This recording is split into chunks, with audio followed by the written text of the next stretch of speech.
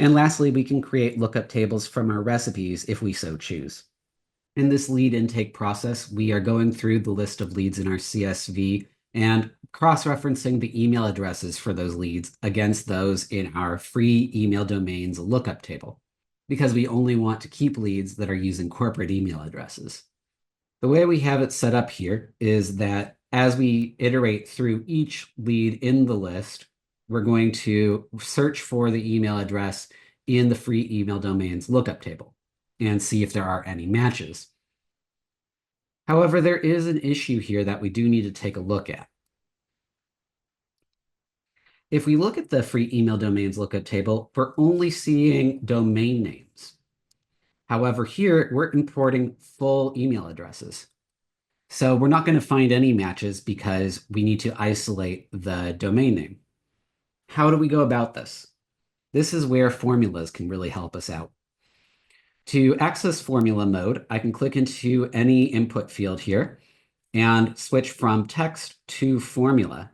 With formulas, you can easily work with and format data.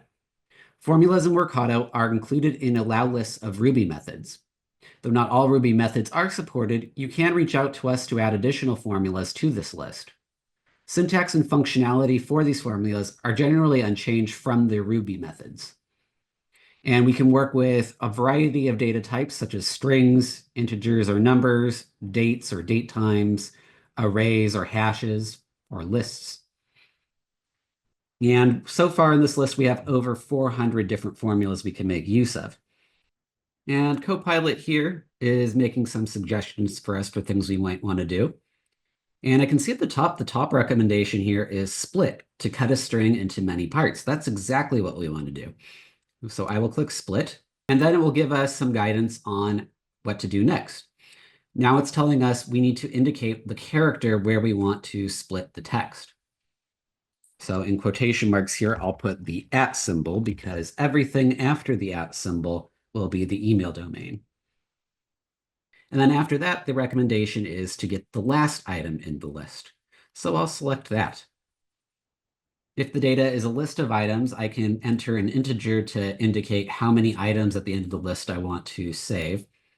But if I don't put anything in the parentheses here, it's just going to take the very last item, which is what we want. So I'll delete these two. Alternatively, I can also ask Copilot to write a formula for me if I so choose by clicking the little sparkles here next to the formula. But the suggestions that came up automatically by Copilot suited me just fine. So now this will isolate just the domain, which I can now use to match against my lookup table. Some other ways we could use formulas are for in-recipe validation, trimming white space, correcting capitalization, and removing special characters.